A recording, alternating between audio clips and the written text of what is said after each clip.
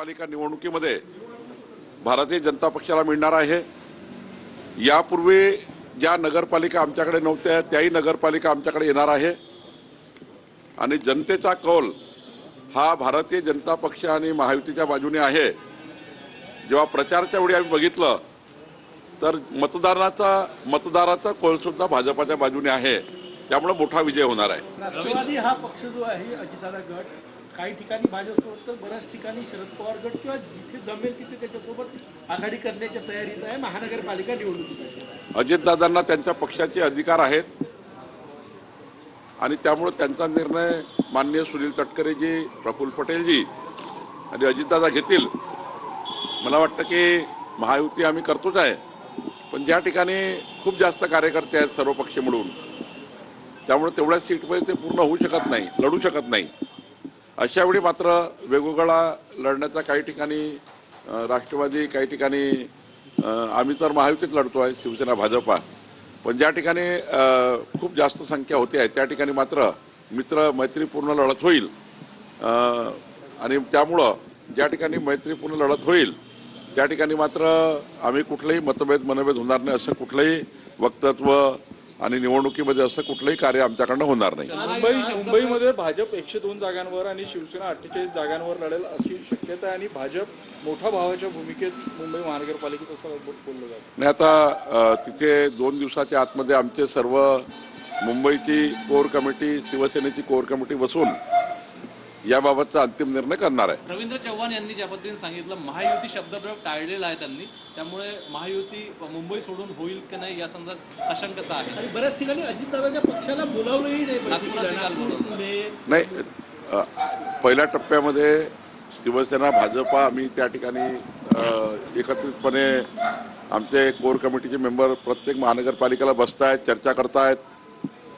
ज्या ठिकाणी खूप जास्त कमी सीट आहे आणि जास्त कार्यकर्ते आहेत त्या ठिकाणी मात्र थोडा किवास आहे।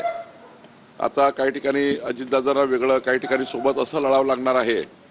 शेवटी निर्णय अजितदादा करणार आहे, त्यामुळं त्यांच्या पक्षामध्ये मी काही बोलणं योग्य नाही। पुण्यात ऑपरेशन लोटस राबवलं जात आहे, अनेक माजी नगरसेवक वगैरे जे आहेत ते पदाधिकारी आज भाजपमध्ये प्रवेश केले। आज भारतीय जनता पार्टीमध्ये पुणे, पिंपरी चिंचवडमधील मोठ्या प्रमाणावर कार्यकर्ते भाजपमध्ये येत आहे, त्यांचं मी अभिनंदन करतो। पण हे करताना मला विश्वास आहे की महानगरपालिका पुणे, पिंपरी चिंचवड भारतीय जनता पार्टी आणि महायुतीचाच त्या ठिकाणी महापौर बसेल असा मला विश्वास आहे। चंद्रपूरमध्ये किडनी रॅकेट समोर आलं तर त्यामध्ये आणखी 4 ते 5 जणांची किडनी विकल्या गेल्याचं समोर आलेलं आहे। SIT स्थापन झालेली आहे, किती गंभीर पाहता शेतकऱ्यांना कर्जबाजारी होऊन अशा पद्धतीने? नाही, प्रचंड गंभीर बाब आहे। शेतकऱ्यांच्या जीवाशी खेळण्याचा हा प्रकार आहे।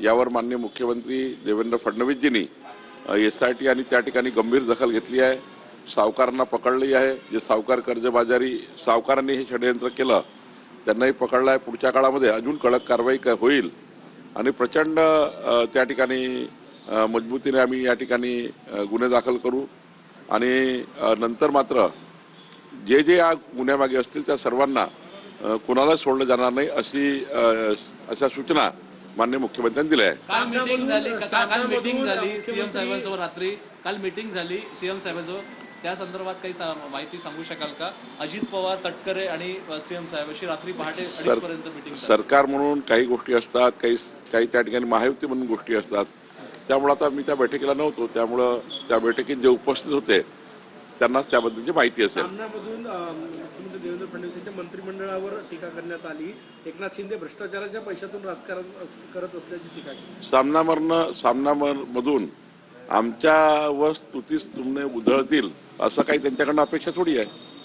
ते तर विरोधात बोलणार आहे, त्यांचं कामच आहे विरोधी पक्षाचं। त्यामुळे सामना हा काही आता त्यांचं मुखपत्र आहे, ते जे बोलतात ते लिहितात, त्यामुळं राज ठाकरे आजपासून शाखा भेटींवर निघाले। ठीक आहे, त्यांचा तो पक्ष संघटनेचा भाग आहे, त्यांनी तो करायचा आहे, तर त्यांचा तो अधिकार आहे। उद्धव ठाकरेंनी काल म्हटलं की आणखी एका मंत्र्याचा राजीनामा होईल, कसं पाहता या सगळ्याकडे ज्या पद्धतीनं उद्धव ठाकरे टीका? खरं तर उद्धव ठाकरे केवळ आपल्या विरोधी पक्षाच्या भूमिकेत त्यांना बोलावं लागतं, बोलतात आहे। आज मी अकोला, परभणी आणि जालना या 3 महानगरपालिकेमध्ये आमची पक्ष संघटना आणि येणाऱ्या निवडणुकीमध्ये जो कृती कार्यक्रम आहे म्हणजे निवडणुकीच्या फॉर्म भरण्यापासून तर निवडणुकीच्या